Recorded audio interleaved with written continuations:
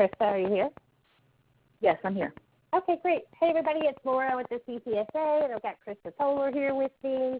If she's not underneath her desk right now plugging in cords. We're going to get started in just a few minutes. If you guys will sit back, relax, and we'll be with you in about 7 minutes. Thanks. The conference has been muted.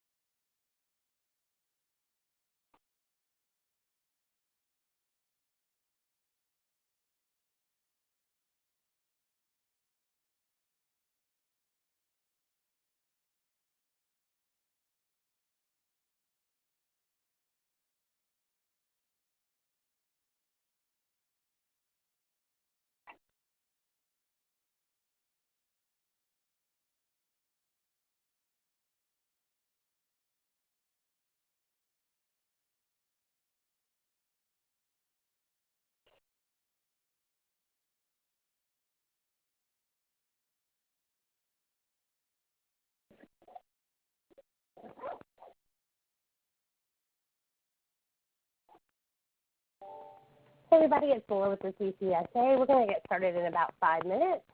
Everybody has been placed on mute, except for Krista and myself, to avoid some background noise interruptions. So we'll get started in a few minutes. Call-in number, if you're not doing this manually, is listed on your screen right now. So sit back, relax, enjoy, and we'll be with you in about 4 minutes. Thanks.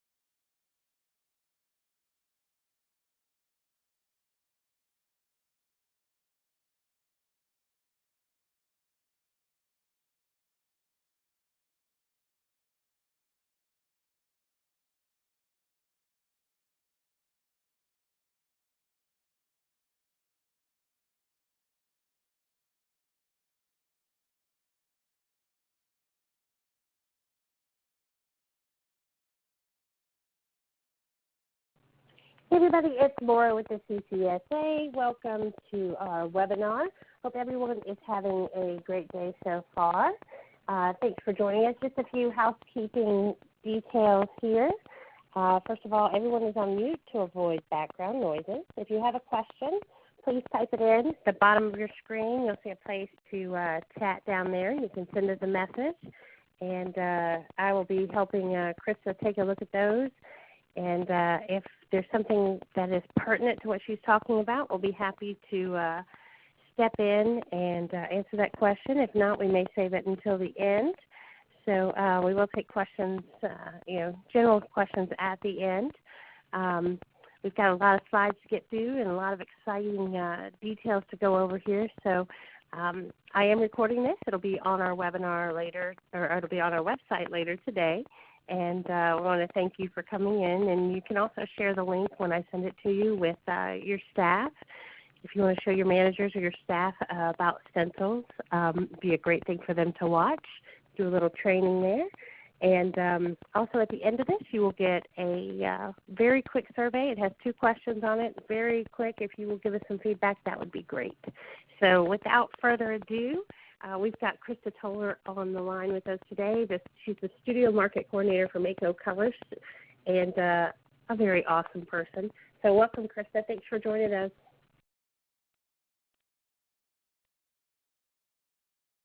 Okay, maybe we don't have Christa on the phone.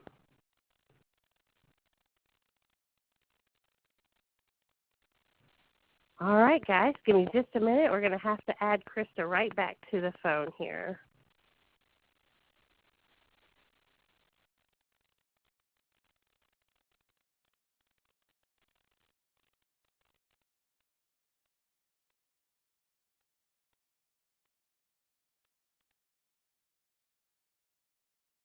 Hi. Can you hear me? Hi, everybody. Yes, Hello? I have Christa back on the line, everybody. Sorry about that. So I introduced you, I gave this great introduction, and now I'm just going to say it's Christa Toler with Mayco. Well, I heard, I could hear you before, but anyway, thank you, Laura. And I'm so glad to be here. Thanks, everybody, for coming in. I know we had a lot of people interested in learning more about the Mayco stencils. So in case you don't know me, this is, oops, hang on, there it is. That's me. Hi. So now you see what I look like in case we haven't met before. I think a lot of us have met, but I've been with Mayco for about 3 years and excited to tell you about these stencils. I'll get to the next slide. The stencils that we carry are, we call them our designer stencils. They go with our designer line, designer silkscreen, designer stamps, designer mats. It's our creative tools line, basically. We currently have 12 different designs of stencils, which we introduced at the convention last fall. We're actually bringing out 14 new designs in August. So you'll see those coming to your inbox soon, so you'll see what kind of things we have coming up. Some of the stencils that you'll see in the slideshow today are actually some of the new ones, so that's something you're kind of getting a sneak peek by being here today. These stencils, they're a little thicker and more durable feeling, a little sturdier than some of the other stencils I've used before, especially some of those that you'll see at craft stores and things. Sometimes they're a little bit softer, which is still a great product. It's just this is the difference in those two. So they're a little thicker. So using a different application method is kind of helpful. We like to use the stencils on, of course, ceramics, because that's our main thing. But they can also be used on wood, paper, clay, any kind of surface that you can imagine, basically. And because they're small, you can actually get them on a rounded surface. It just takes a little bit more practice. The products that we like to use them with, of course, Stroke and Coat, that's our main thing. And I don't know if you know, Stroke and Coat was actually created for Paint Your Own Pottery Studios.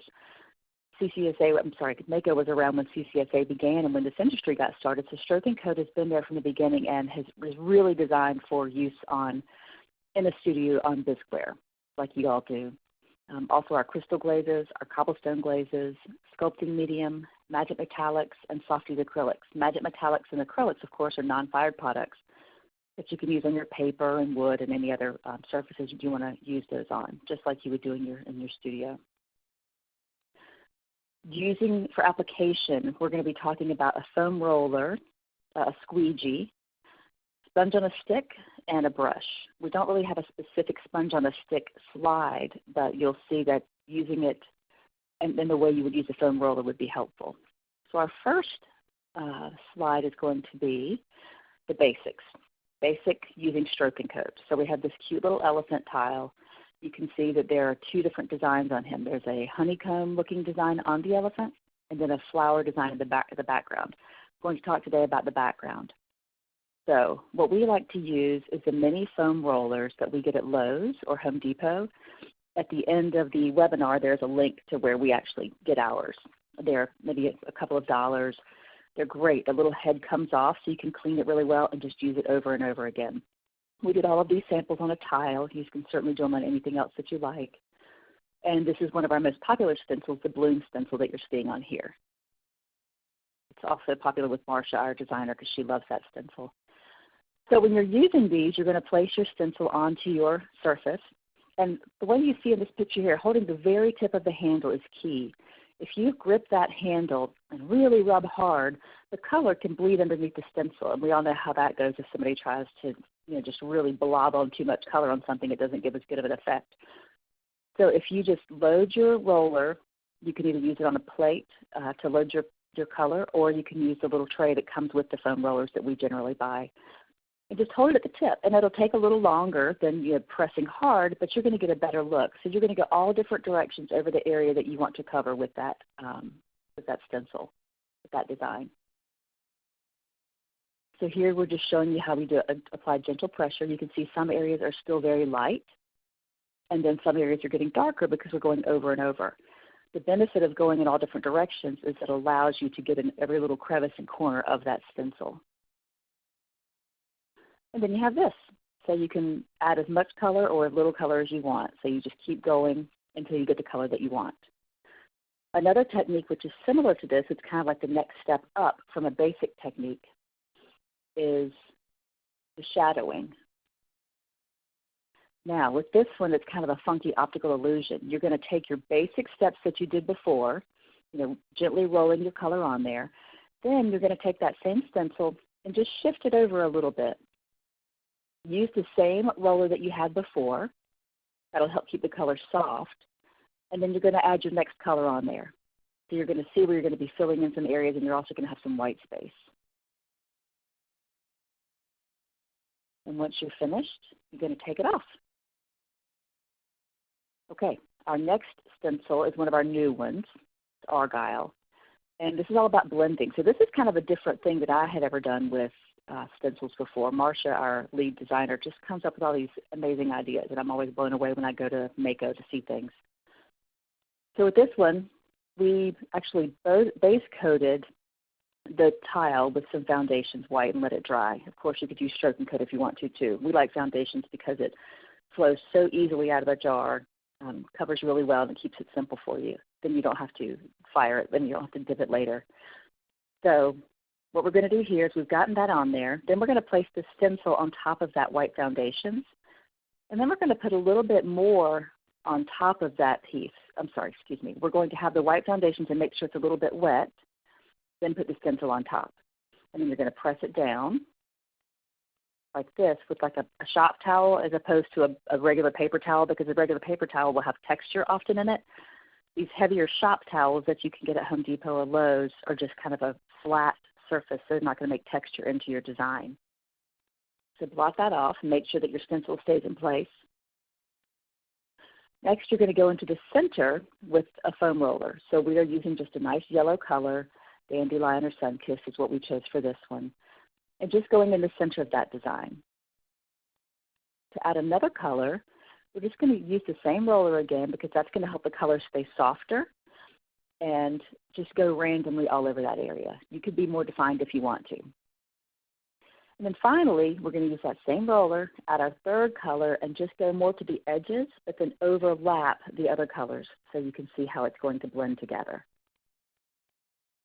And here we have the finished piece.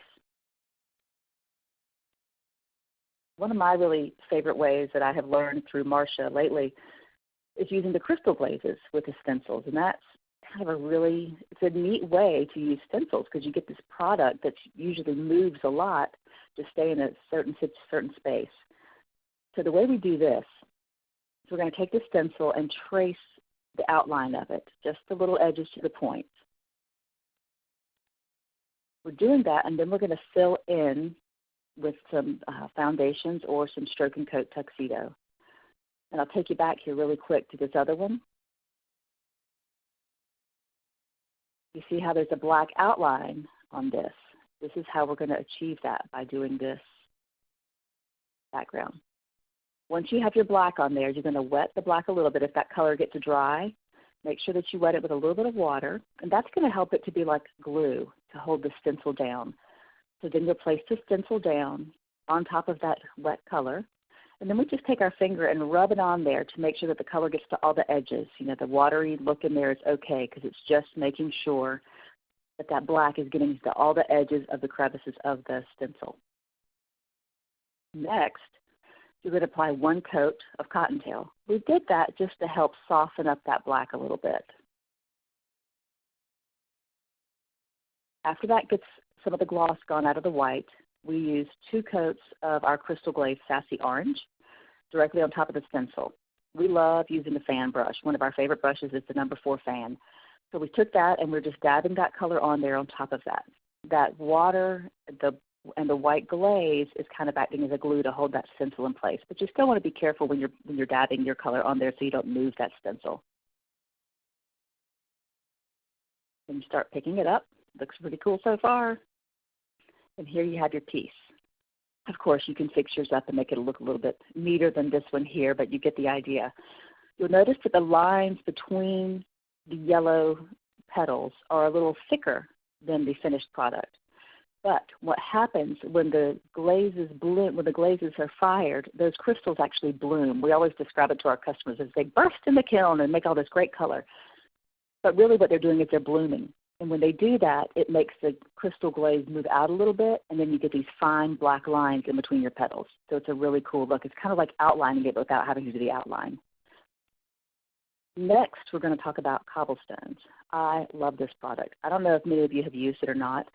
It needs to go on a surface that has a base coat, or you could actually do it on a glazed and fired surface, but it does a lot better if you just use it on a base-coated surface. You can't do it just on bisque or it's not going to crack the way you want it to.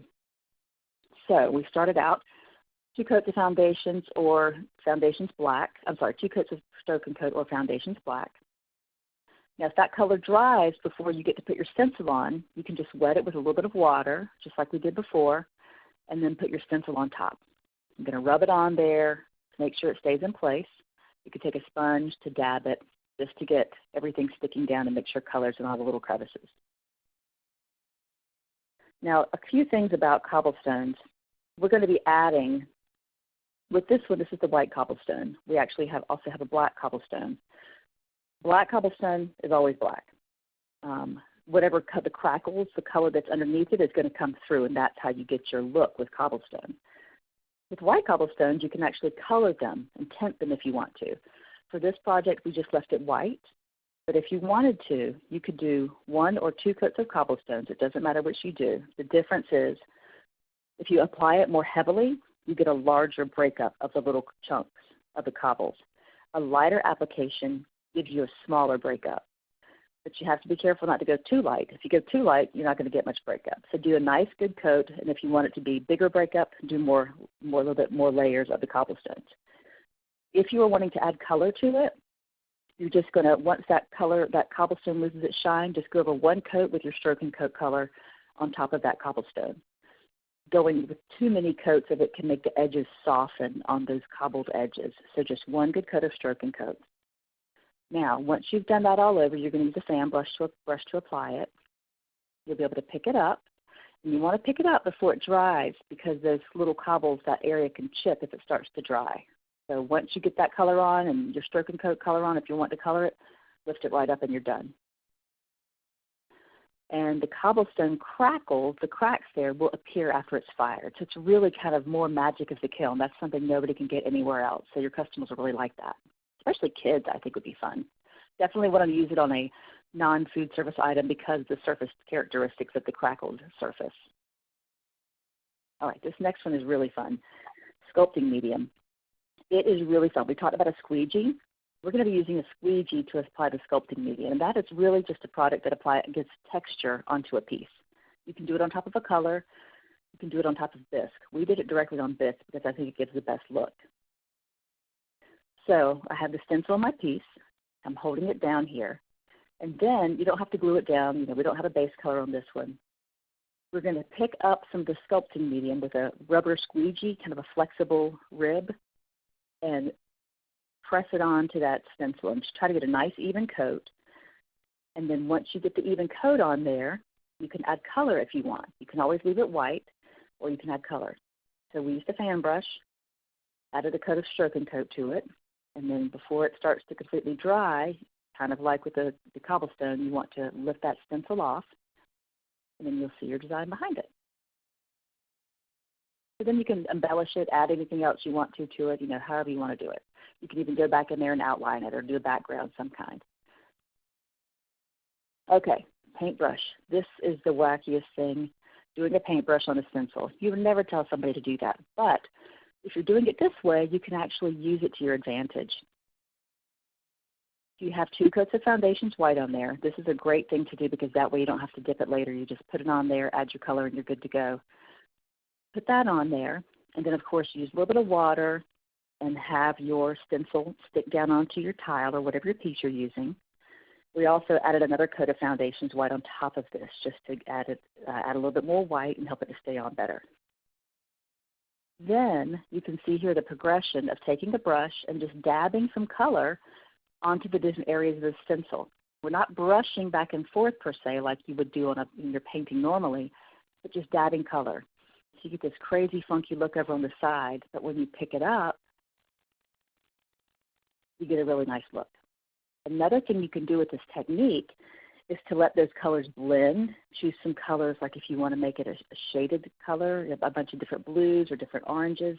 You can let those colors blend together to give it a tie-dye look, which I think would be really, really fun for kids or for camp or for anybody really, because tie-dye is so big. I think that would be a really fun thing to do. You could even do sculpting medium on your other one that we just talked about, and instead of just doing one color on top, kind of blend some colors for a tie-dye look on top of sculpting medium, and that would be a really cool textured piece. Okay, the next thing we're going to talk about is using stencils and clay. And some of you may have done this. This one is done, this is one of our new stencils. It's called Camouflage, and it is being pressed into a slab of clay. We just rolled it out, pressed it down. Once we pressed it down, we're using a brayer to really smooth it down in there and get a nice even indentation into the clay. And you can see on the right where it's kind of popping through the stencil.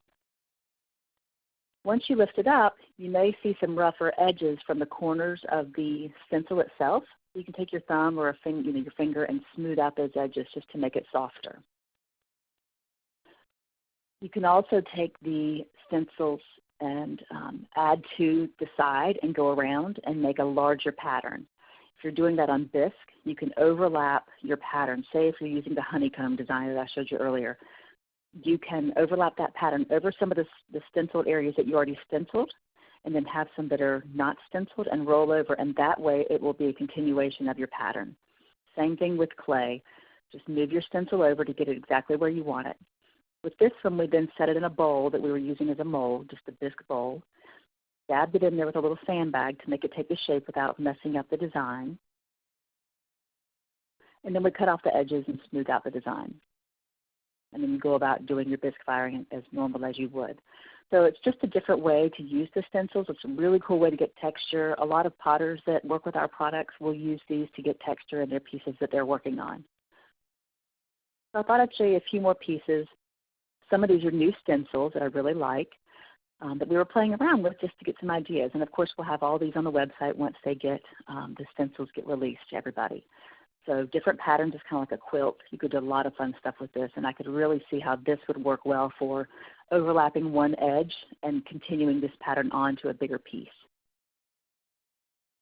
Same thing with this. This is a huge, this is a 12-inch canvas. It's a wooden canvas actually, and we actually have a 12-inch bisque canvas coming out, so there's a little teaser for you. But we've used a lot of the different stamps. You can see on the bird there are silkscreen, there are stamps, there's the background color over the yellow. We used a stencil, so we're incorporating a lot of different creative tools in this, which is very much like a scrapbooking or mixed media project, which I think was a really fun thing for a class.